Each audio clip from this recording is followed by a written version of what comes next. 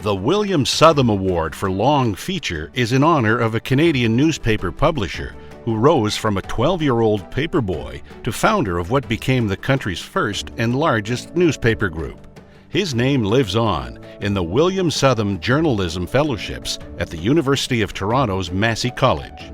This award is sponsored by the Fisher, Bowen, and Balfour families.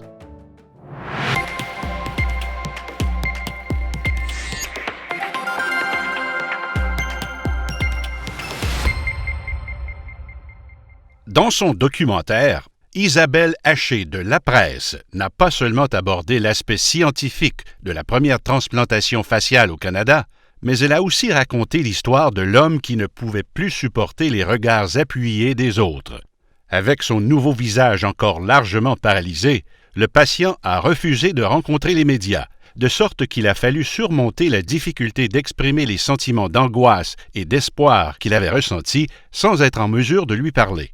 Malgré cette restriction, Isabelle Haché a su offrir au lecteur un compte-rendu touchant et fascinant de la métamorphose extraordinaire de Maurice Desjardins. Les juges ont dit qu'elle a minutieusement décrit tous les détails de la délicate intervention chirurgicale et a souligné avec sensibilité la gamme d'émotions par laquelle est passé le patient, le tout dans un style clair, concis et palpitant. After a fire killed 3 rural Alberta farmers in 2013, reporter Jana G. Pruden followed the story for 5 years, first for the Edmonton Journal and later the Globe and Mail.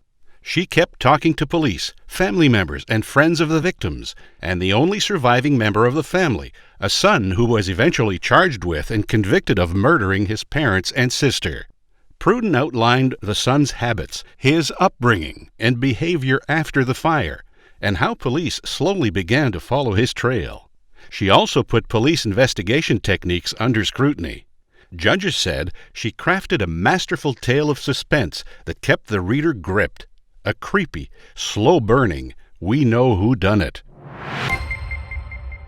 Many medical advances would not be possible without the use of research animals, especially primates. Separated from their mothers soon after birth, many endure pain and isolation to advance human health. After the research ends, most are routinely euthanized.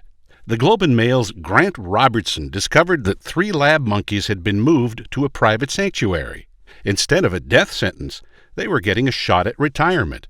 The result was an uplifting and sometimes disturbing feature told through the eyes of 3 aging monkeys allowed to roam outside a cage for the first time, and the workers who fought red tape to ensure the animals got a comfortable retirement.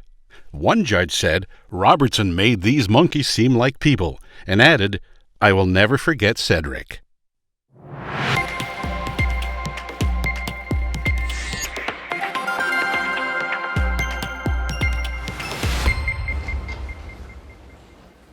And the William Southam Award for Long Feature goes to Grant Robertson.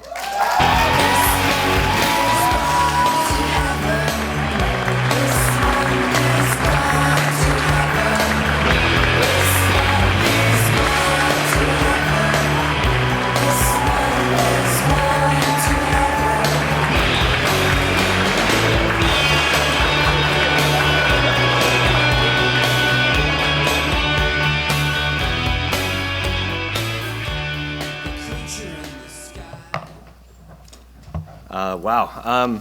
Unfortunately, Cedric couldn't make it tonight, if you're wondering. So we couldn't fit the little tuxedo onto him. But thank you so much. This is such an honor. I'm a bit shocked because I want to acknowledge the other nominees in this category, Jana's story, of course, and Isabelle, who one of my biggest faults, I think, is that I don't speak or read French. And I took her story and put it through Google Translate, and even after you do that, even after it mangles all the words, her story was just still so beautiful and so structured just perfectly. And I thought, I'm shocked to be up here.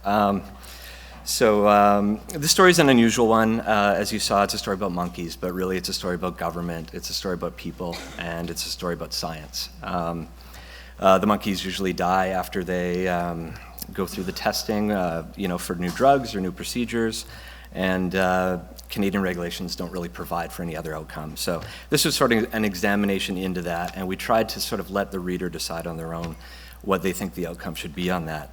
Had a lot of help. A lot of people helped me on this one, starting with my wife, who I think reads my first 30 drafts on everything, and then Dennis Choquette, who I haven't seen him here, but he's the best idea guy in the industry, I think, and he just jumped on the idea right away.